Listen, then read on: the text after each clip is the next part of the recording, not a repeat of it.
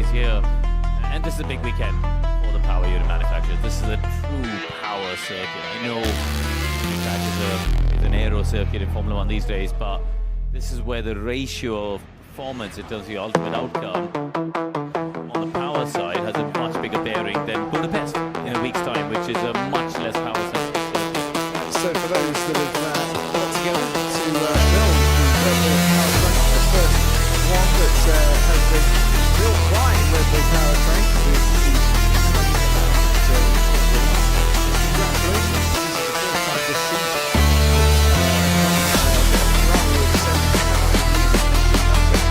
And you know what? I know they must have been annoyed about the ability to put on a bit more performance.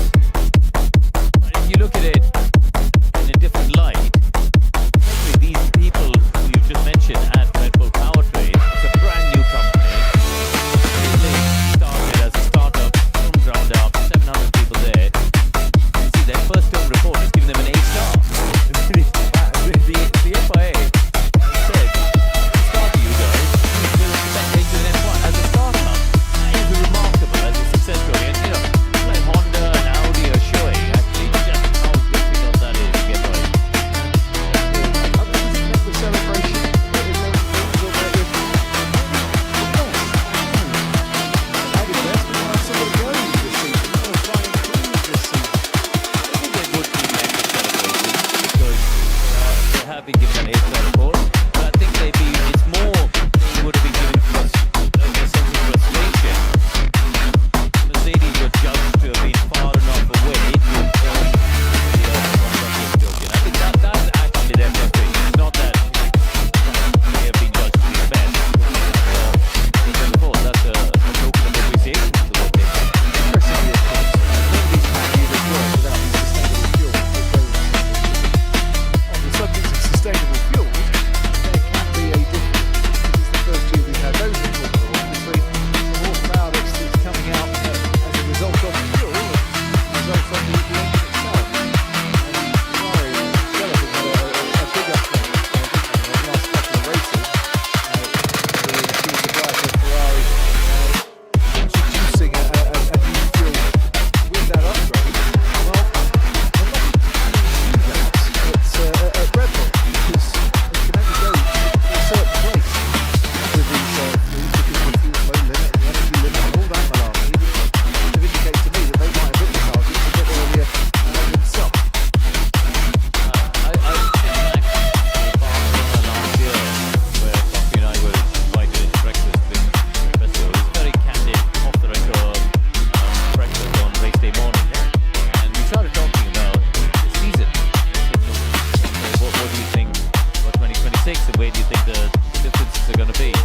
And he immediately said fuel, didn't he? You know, he said, yeah, we'll all build pretty good engines, we'll all build pretty good cars. And what we can't control is what our suppliers produce in terms of the fuel.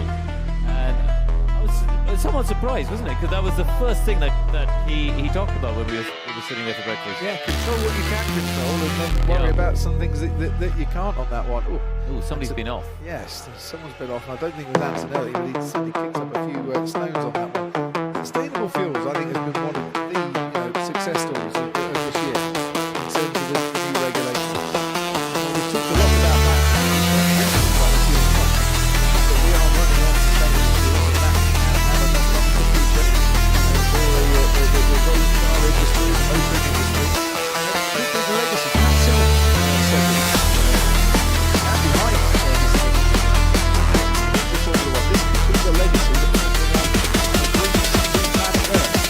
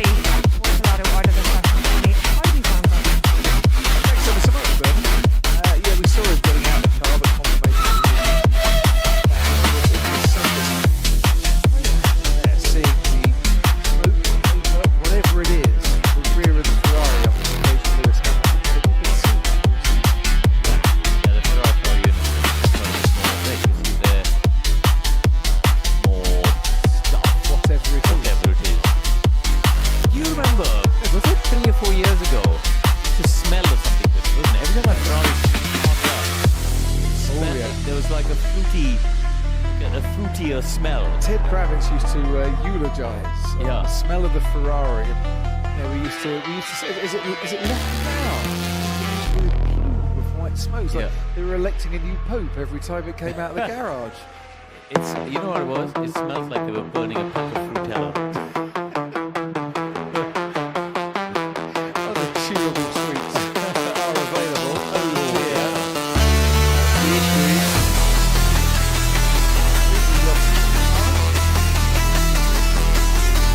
sensor.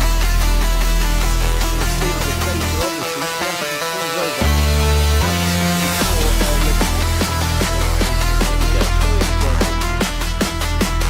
Very good news indeed. Always way to the taking the long route round the chicane.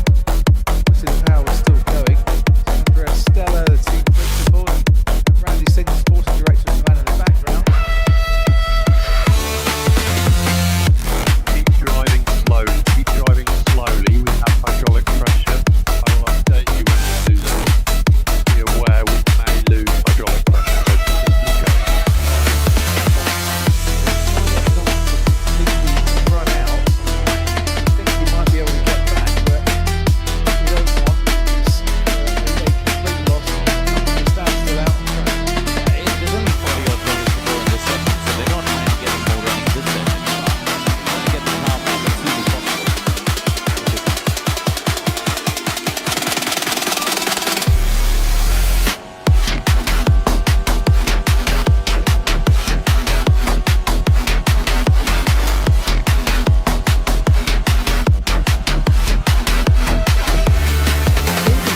Here, which normally when you lose hydraulic pressure, you won't be able to do that.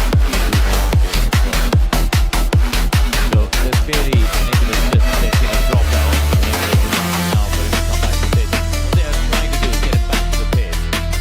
Get on with working with the car instead of having to wait for it to be recovered all the way to the other end of the track, which will cost them 30-40 minutes of time during the break in between sessions.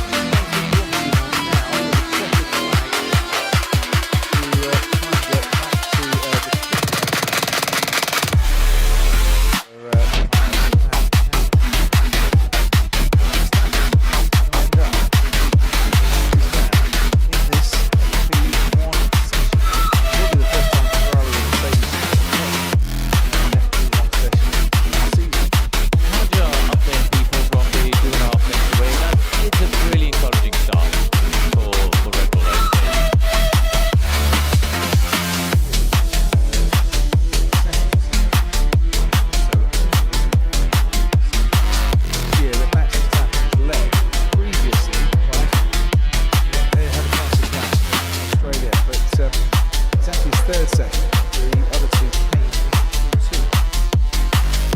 He hadn't even led a practice session as such. Although one session, ask if the athlete back to the pits, so they can start to find out what the problem was. And there he is, the four-time world champion from Holland, born in Belgium, to the track that's 100 kilometres away from his place of birth, Hasselt in Belgium. He's the man they got to catch so far this weekend. There's going to be an enormous max contingent here against getting lost. It always is.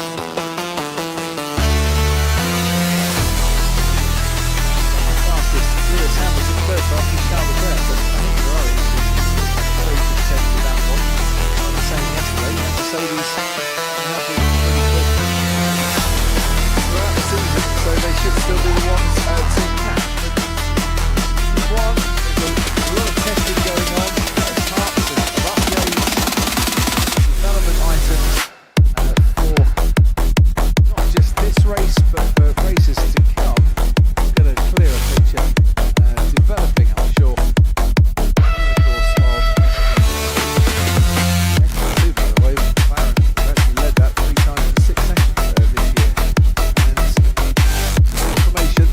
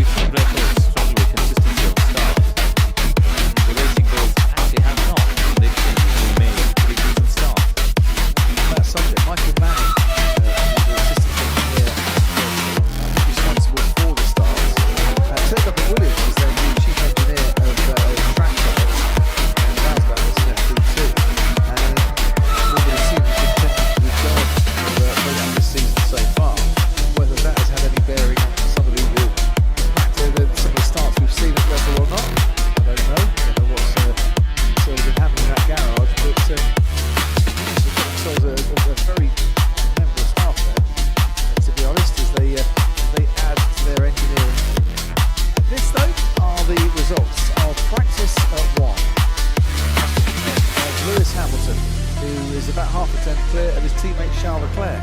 Isaac Hadjar, who's got a grid penalty, will start at the back of the grid for Sunday's race, 4th fastest.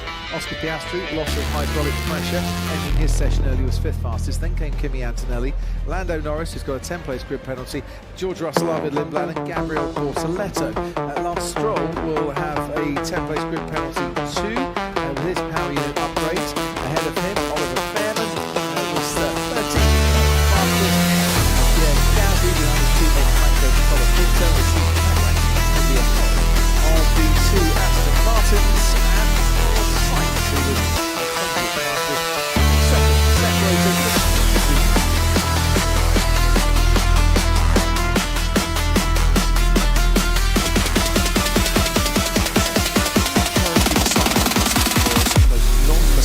Teams trying to catch them, particularly for Max Verstappen. 1:47.070 was 10th and a half ahead of Lewis Hamilton. Plan for the rest of the weekend looks like this. The second practice session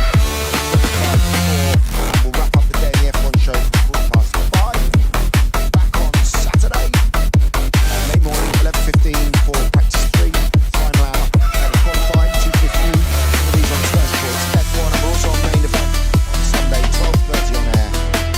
Start at 2 o'clock and plenty to keep you occupied.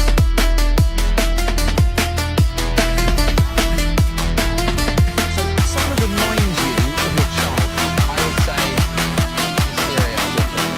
So when I was young, the 2 months that everyone threw with my dad, the guitar exam with distinction, and then he would let me go basically. He never won a fight with Verstappen.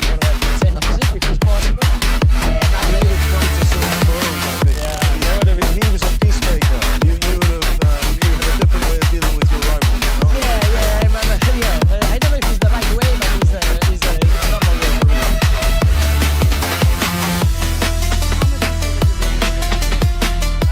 I definitely needed it. I mean, it feels so good after what was a couple of races that were very difficult, just because the thing with the car was just not right.